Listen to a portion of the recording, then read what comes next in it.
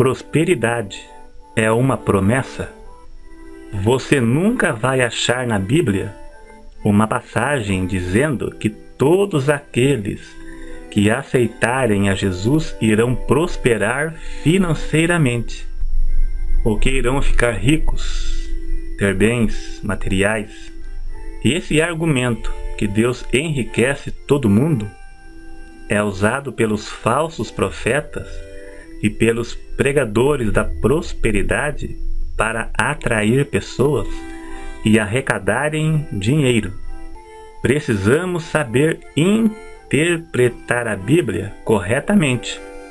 Por exemplo, Isaías 53, versículo 4, diz que Jesus tomou sobre si as nossas enfermidades. Então muitos alegam que crente não pode ficar doente, ou então alegam que Jesus é obrigado a curar todas as doenças. Na verdade, nem uma coisa e nem outra. Jesus não cura todas as doenças e o crente fica doente sim.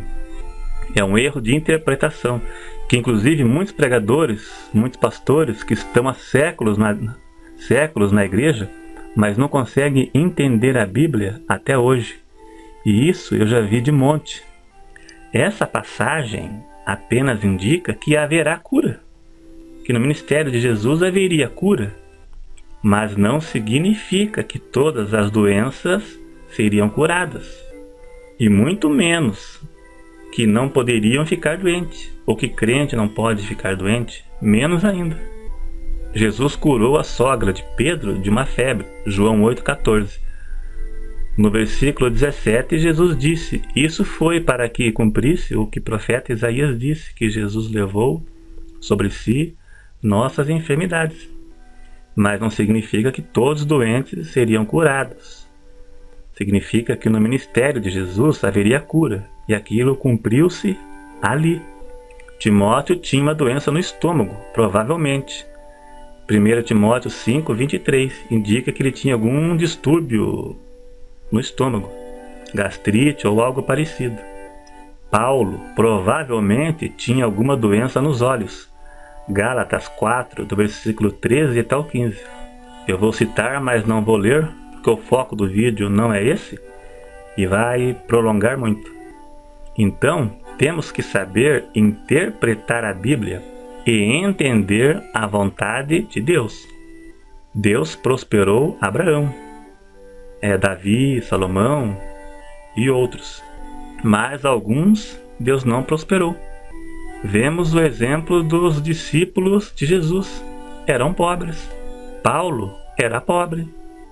Os falsos profetas usam algumas passagens bíblicas para tentar alegar que aqueles que forem em suas igrejas vão prosperar. E o resultado disto é frustrante. O resultado disso é que passa o tempo e não acontece nada. E muitos que ficaram cristãos acabam saindo frustrados, decepcionados. E alguns acabam descobrindo a verdade do Evangelho e viram que foram enganados. Viram que não é assim que funciona. E muitos nem voltam mais. E aqueles que depois disso leram a Bíblia, ouviram ensinos, leram ensinos, e acabam descobrindo que foram enganados, que não é assim que funciona.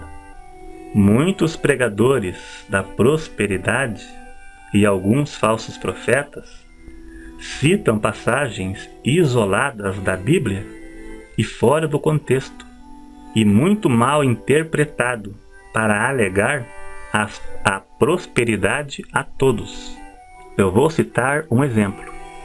Marcos 10, 28. Eu vou ler do 28 até o 30. E Pedro começou a dizer-lhe: eis que nós tudo deixamos e te seguimos. E Jesus respondendo disse: em verdade vos digo que ninguém há que tenha deixado sua casa, ou irmãos, ou irmãs, ou pai, ou mãe, ou mulher, ou filhos, ou campos, por amor de mim e do Evangelho, que não receba 100 vezes tanto. Receba 100 vezes tanto. É aí que eles vão pegar. Já neste tempo, já neste mundo. E aí que os falsos profetas pegam. O versículo 30. Em casas, irmãos, irmãs, e mães, e filhos, e campos, com perseguições, e no século futuro, a vida eterna. Note que isso foi uma resposta de Jesus à pergunta de Pedro, que perguntou a Jesus que recompensa eles teriam por largar tudo e seguir a Jesus.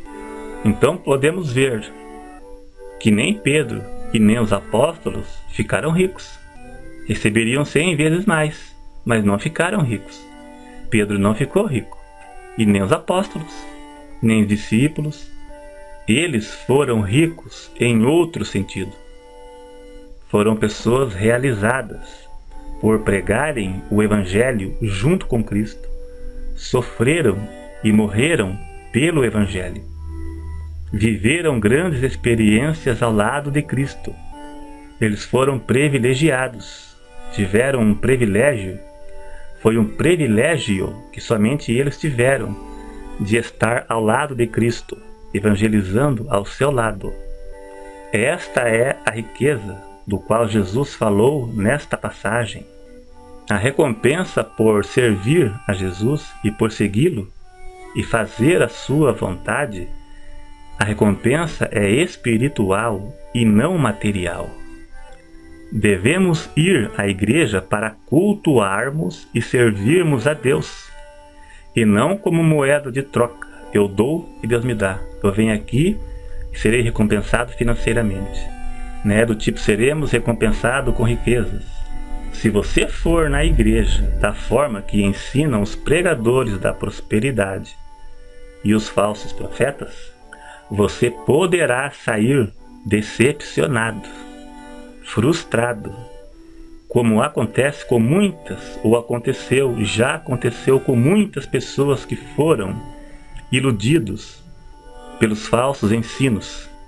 Uma vez eu escutei o testemunho na internet de um ex-pastor ou de um ex-bispo de uma igreja muito conhecida no Brasil inteiro e muito famosa pelas suas, E as pessoas perguntavam para ele, por que não acontece nada? Não, tem que ter calma, tem que aguardar. Depois, por que não acontece nada? Até agora ainda não aconteceu nada. Não, tem que aguardar. Eles iam iludindo as pessoas até as pessoas serem vencidas pelo cansaço. Deus nunca prometeu que ia prosperar todas as pessoas. Deus não é obrigado a cumprir na vida de ninguém algo que Ele nunca prometeu. Prosperidade e riqueza a todas as pessoas não é promessa de Deus. Não existe isso na Bíblia de maneira nenhuma. Se alguém provar isso, é uma distorção, é um texto fora do contexto. Agora preste atenção. Davi disse, nunca vi o justo a mendigar o pão. E isso é uma promessa. Davi falou, o justo não pode mendigar o pão. Jesus disse que Deus nos sustenta e não nos deixa faltar nada. Mateus 6, do 31 em diante. O texto lá é muito longo, então eu não vou ler. Mas quem não conhece poderá ler. Lá diz que Deus nos sustenta em alimento, em roupa. Deus nos sustenta em tudo. E isto é uma promessa. Isso é uma promessa. Isso aqui também é uma promessa. O que isso nos ensina? Isso indica que você não vai morrer debaixo de uma ponte como mendigo. A pessoa que serve a Deus nunca cairá numa situação dessa. Pode até ficar desempregado, cair numa situação difícil, mas a esse ponto não chega. Deus entra com providência. Isso é uma promessa. Agora, a resposta que os pregadores da prosperidade não gostam de ouvir está em Mateus capítulo 6 e versículo 33. Mas buscai primeiro o reino de Deus e a sua justiça, e todas estas coisas vos serão acrescentadas. Busca a Deus primeiro. Vai na igreja buscar a Deus. Vá à igreja servir a Deus. Vá fazer a sua vontade, a vontade de Deus. Obedecer a sua palavra. E Deus acrescentará as demais coisas. Isso eles não têm coragem de dizer. Se tiver no plano de Deus te prosperar, Ele fará isso. Te dar um bom emprego, um bom carro, e Ele fará isso. Deus pode fazer isso.